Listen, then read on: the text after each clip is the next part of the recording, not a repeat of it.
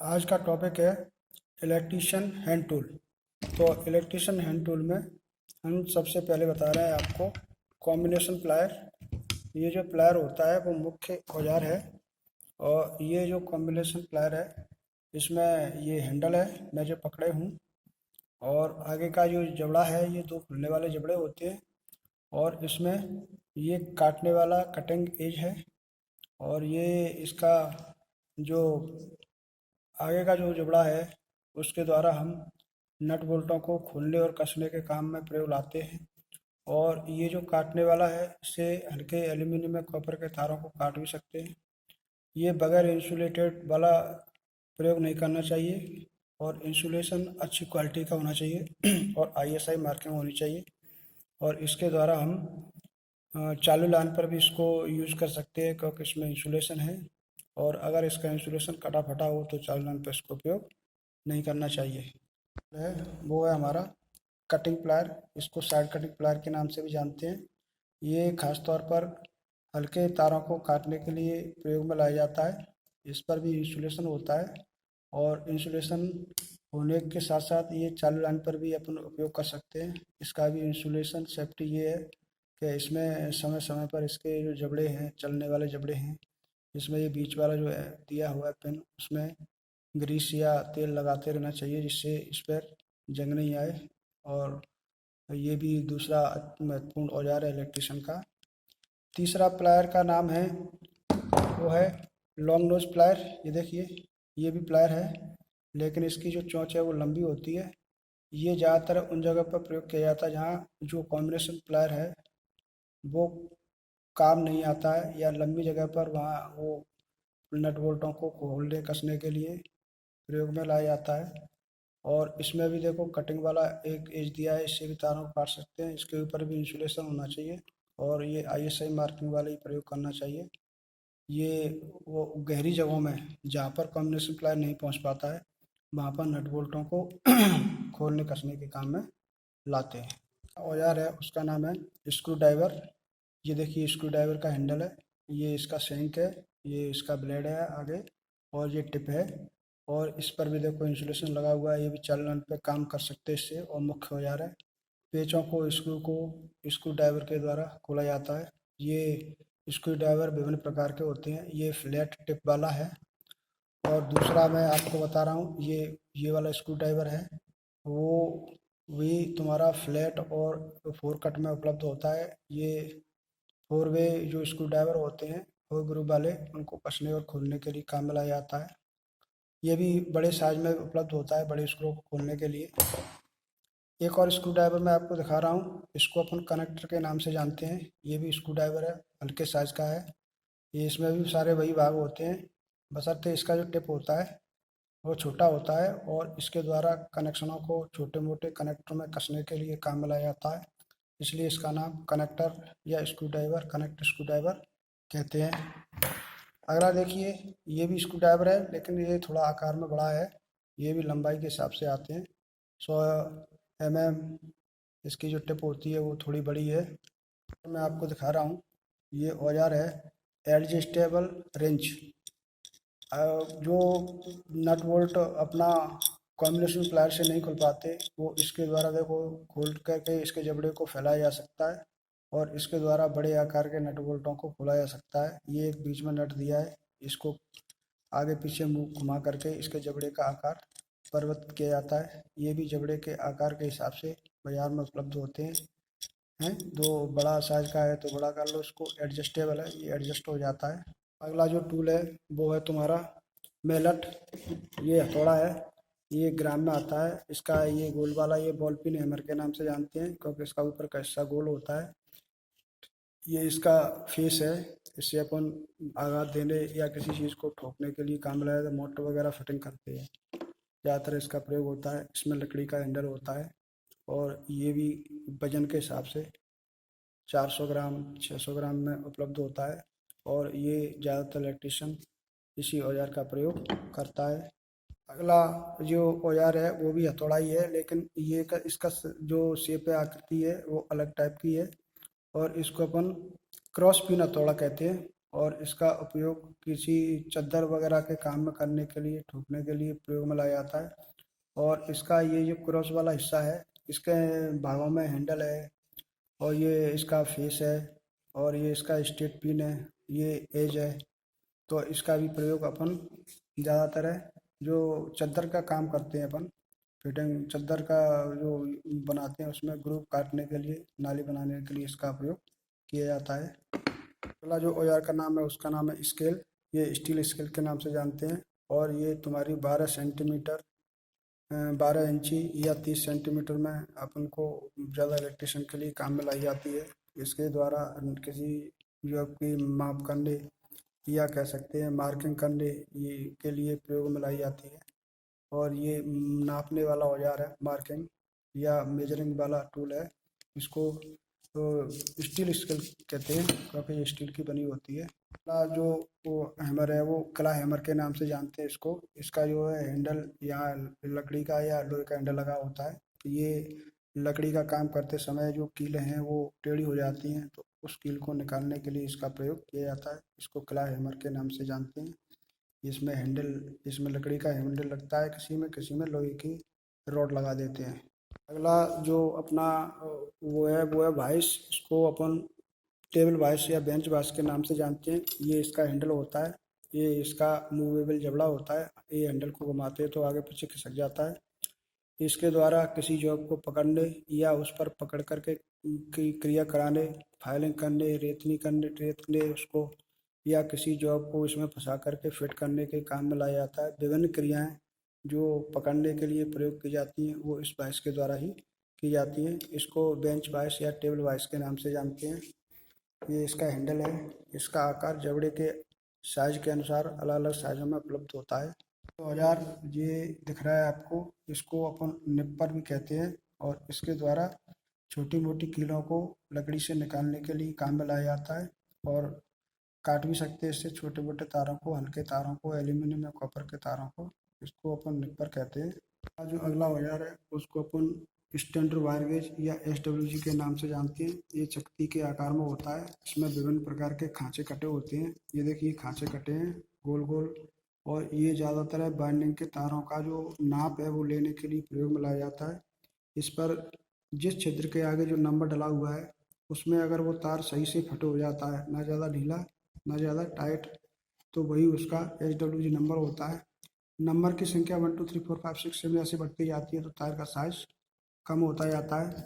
और इधर तो स्टैंडर्ड वाइज का जो नंबर है वो दिखाता है, और दूसरी साइड में अगर पलट के देखें तो उसी तार का में साइज भी दिखाता है। जैसे ये वाला जो तार का साइज है तो इसमें जो नंबर होगा वो इधर में दिखाएगा, 3.35 में दिखाता है। तो ये ज़्यादातर है तार का साइज लेने के लिए नापने वाला मेजरिंग इंस्ट्रूमेंट है। इसको स्टैंडर्ड वायर गेज कहते हैं। ये साधारण जो कैंची जो आपने घरों में भी देखी होगी, इसका उपयोग भी इलेक्ट्रिशियन के लिए किया जाता है। और इसका उपयोग ज़्यादातर जब मोटर पंखे कूलरों की वाइंडिंग करते हैं तो उसमें जो अचालक पदार्थ या पेपर फंसाते हैं तो उसको काटने के लिए या धागे को काटने के लिए इसका प्रयोग किया जाता है। सामान्य आप इसका प्रयोग कर सकते हैं। और ये साधारण कैंची है, ये भी अलग अलग साइज में उपलब्ध होती है। देखिए विभिन्न साइज के पेचकस आपको दिख रहे हैं, छोटे आकार के, बड़े आकार के, और ये पेचों को खोलने कसने के लिए काम में लाए जाते हैं। इसके बाद जो अगला औजार है उसका नाम है पोकर। इसको पोकर कहते हैं, और आगे का जो सिरा होता है वो नुकीला होता है। और इसके द्वारा लकड़ी की फिटिंग या लकड़ी के बोर्ड बनाते हैं तो उसमें गार्ड होल या मार्किंग या होल करने के लिए इसका प्रयोग किया जाता है। इसकी कार्य करते समय सुरक्षा ये रखनी पड़ती है क्योंकि इसकी धार ज़्यादा होती है, हाथों में न लग जाए। इसके लिए इसका जो हस्तांतरण है वो सुविधाजनक तरीके से अच्छी तरह से करना चाहिए। अगला देखिए, इसको कहते हैं ब्लो लैंप। ये स्टोव की भांति होता है। इसमें केरोसिन मिट्टी का तेल भर दिया जाता है और इसके द्वारा इसमें हवा भरी जाती है, और इसमें माचिस तेल लगा करके ये बर्नर बोला जाता है। इसकी यहाँ से फ्लेम ज्वाला निकलती है। और इसका उपयोग जो है सोल्डरिंग करने, ओवरहेड लाइन पर जो अपन जॉइंट लगाते हैं, सोल्डरिंग जॉइंट लगाते हैं, उसके लिए इसका उपयोग किया जाता है। और इसके विभिन्न भागों में ये यहाँ से ऑयल या केरोसिन डाली जाती है। ये हैंडल है इसका, और ये आप देख रहे हैं ये बर्नर है, इसके द्वारा इसमें से लौ निकलती है और जिस पर सोल्डिंग करनी होती है उसको हीट किया जाता है। ज़्यादातर इसका उपयोग ओवरहेड लाइन में इसका उपयोग किया जाता है सोल्डरिंग या एल्यूमिनियम या कॉपर के तारों में जॉइंट लगाने के लिए। ये औजार है, इसको अपन बेयरिंग प्लग के नाम से जानते हैं। पंखे की या मोटरों की जो बड़े आकार की मोटर होती हैं उनकी जो बेयरिंग निकालने के लिए इसमें फंसा करके इसमें जो 3 लेग दी गई हैं, ये 1 2 3 1 2 3 लेग, और ऊपर देखिए इसमें एक हैंडल या कह सकते हैं नट बोल्ट कसा जाता है। जब इसको फंसा करके बेयरिंग में और प्लास की सहायता से या रिंच की सहायता से इसको जब कसा जाता है तो बेयरिंग धीरे धीरे ऊपर आती है। इसको बेयरिंग पुलर के नाम से जानते हैं और बेयरिंगों को शाफ्ट से निकालने के लिए इसका काम किया जाता है, प्रयोग में लाया जाता है। अगला जो टूल है वो मार्किंग या नापने वाला टूल है। इसको फोल्डिंग रूल या कह सकते हैं फोल्डिंग स्केल कहते हैं। ये लकड़ी की बनी होती है, वुडन स्केल के नाम से भी जानते हैं इसको, और ये 1 फुट या 2 फुट में उपलब्ध होती है और इसके द्वारा नाप करके मार्किंग की जाती है। औजार है, इसका नाम है क्रिपिंग टूल। ये देखिए इसमें विभिन्न प्रकार के खांचे बने हुए हैं और इसके द्वारा जो ओवरहेड लाइन या तारों के कनेक्शन किए जाते हैं जिसमें लग और थिम्बल का प्रयोग किया जाता है टर्मिनेशन के लिए, तो इसके द्वारा खोल करके जबड़े को और जिस आकार की लग होती है वो उसी नंबर में फंसा करके और इसको दबा दिया जाता है और वो पूरी तरह से क्रिम्प हो जाती है, उस तार को केबल को पकड़ लेती है। ये औजार क्रिम्पिंग टूल कहलाता है। क्रैम्प करने के लिए जो लग या थिम्बल होती है उनको क्रैम्प करने के लिए प्रयोग में लाया जाता है। ये भी विभिन्न आकार में उपलब्ध होते हैं, साइज में उपलब्ध होते हैं। इनका जबड़ा या क्रैम्पिंग का जो साइज होता है उस हिसाब से इसको प्रयोग करते हैं। इस पर नंबर मार्किंग होती है और जिस नंबर की लग होगी वो उसी में खांचे में लगा करके दबा दी जाती है जिससे वो अच्छे से पकड़ कर सके और ढीली ना रह सके। ये टूल है, इसका नाम है हेक्सा विथ फ्रेम। ये देखो इसमें हेक्सा ब्लेड लगी हुई है जी, और ये ऊपर का पूरा फ्रेम है, इसको हैंडल बोलते हैं। और ये जो हिस्सा है इसको पीछे वाला इसमें जो है हेक्सा लोहे काटने वाली आरी लगाने के बाद ये बिंग नट दिया है। इसको कस करके और इससे अपन लोहे के पाइपों को काट सकते हैं। लोहे की चीज़ों को जो भी क्रिया करानी है इससे कर सकते हैं। ये मुख्यतः काटने वाला औजार है। इसका ये हैंडल होता है, तो इसकी सावधानी में इसकी जो ब्लेड होती है उसके जो दांते होते हैं वो हैंडल से आगे की ओर होने चाहिए, और ये आगे पीछे करने पर ये क्या है उसको जॉब को धीरे धीरे लोहे के पाइपों को इत्यादि को काटने के लिए काम में लाई जाती है। देखिए जरा ध्यान से, ये कहलाती है तुम्हारी हेक्सा विथ फ्रेम। ये हेक्सा ब्लेड है और ये फ्रेम में लगी हुई है, इसलिए हेक्सा विथ फ्रेम। और दूसरा हेक्सा होता है वो आपका एडजस्टेबल होता है। तो देखिए दूसरा एडजस्टेबल है, इसको भी आगे पीछे एडजस्ट करके किया जाता है काम में। ये अगला अलग आकार का है, इसमें यहाँ और यहाँ ब्लेड इस प्रकार से इसमें लगी उसमें लग सकती है। ये हैंडल होता है, आपको दिख रहा है, इसको डाई स्टॉक कहते हैं और इसके द्वारा पाइपों पर चूड़ियाँ काटने के काम में लाया जाता है। डाई और स्टॉक, ये इसकी डाई है और ये इसमें इस प्रकार से फिट कर दी जाती है और इसके द्वारा पाइपों में थ्रेड या चूड़ियाँ काटने के काम में लाया जाता है। यहाँ पर पाइप बढ़ा करके और उसको अपन क्लॉकवाइज और एंटी क्लॉकवाइज घुमाते हैं तो पाइप में जो चूड़ियाँ होती हैं वो इससे बनाई जाती हैं। इसका नाम है डाई सेट। इसके द्वारा डाई या कह सकते हैं चूड़ियाँ निकालने के काम में लाया जाता है। अगला जो औजार है इसका नाम है इलेक्ट्रिक ड्रिल मशीन। इसमें बिजली के द्वारा इसमें बिट फंसा करके लाइट के द्वारा इसको चलाया जाता है। इस प्रकार से इसको चालू किया जाता है। ये लॉक कर देते हैं, चालू करके अगर इसको लॉक कर देंगे तो कंटिन्यूसली चलती रहेगी और इसको छोड़ देंगे तो बंद हो जाएगी। ये भी फिटिंग में छेद करने के लिए, दीवार में छेद करने के लिए वायरिंग करते हैं तब इस इलेक्ट्रिक ड्रिल मशीन का बहुत ही प्रयोग में लाया जाता है। छिद्र बनाने के लिए, दीवार में गड्ढे करने के लिए, और इसमें अलग अलग प्रकार की बिट इसमें घुमा करके सहायता से इसको घुमा करके इसमें फिट कर दी जाती है। ये ज़्यादातर 6 mm की बिट चलाने के लिए काम में लाई जाती है। इससे बड़ी बड़ी इलेक्ट्रिक ड्रिल मशीन होती हैं और उसमें बड़े साइज़ के होल करने के लिए काम में लाई, ये ज़्यादा से ज़्यादा 6 mm का होल कर सकता है। और अगर ज़्यादा का होल करना है, छेद करना है दीवार में या किसी जॉब पर, तो बड़े आकार की इलेक्ट्रिक ड्रिल मशीन का प्रयोग करते हैं। अगला जो औजार है इसका नाम है पाइप रिंच। ये जो पाइप रिंच होता है वो पाइपों को कसने और खोलने के काम में लाया जाता है। ये इस प्रकार का गोल बीच में नट दिया है, इसके द्वारा हम इसको जबड़े को आगे पीछे कर सकते हैं। जिस तरह पाइप का जो साइज है उस साइज के अनुसार इसको एडजस्ट कर सकते हैं।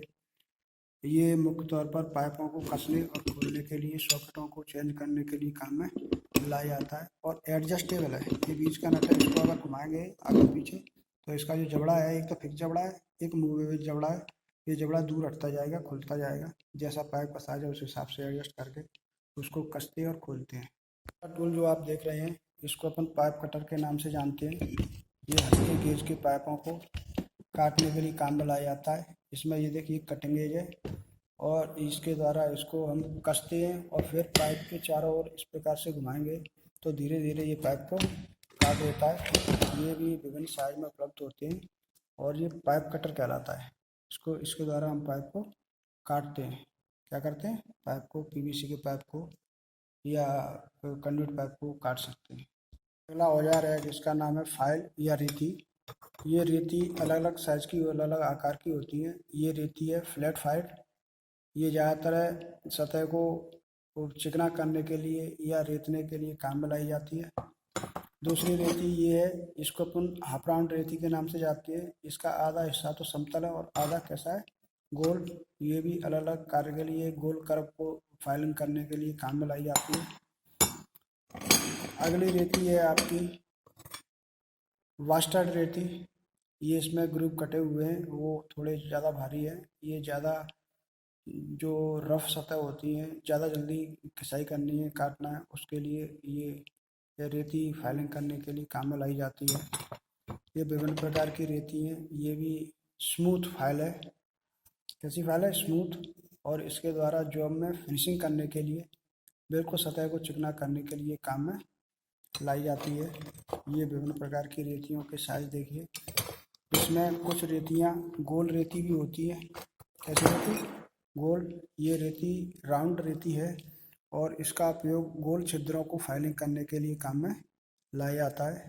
तो कुछ रेती तिकोनी भी होती है, कुछ रेती स्क्वायर भी होती हैं। तो अलग अलग आकार के हिसाब से ये रेतियों का अपन चयन कर सकते हैं, जैसा जॉब होगा।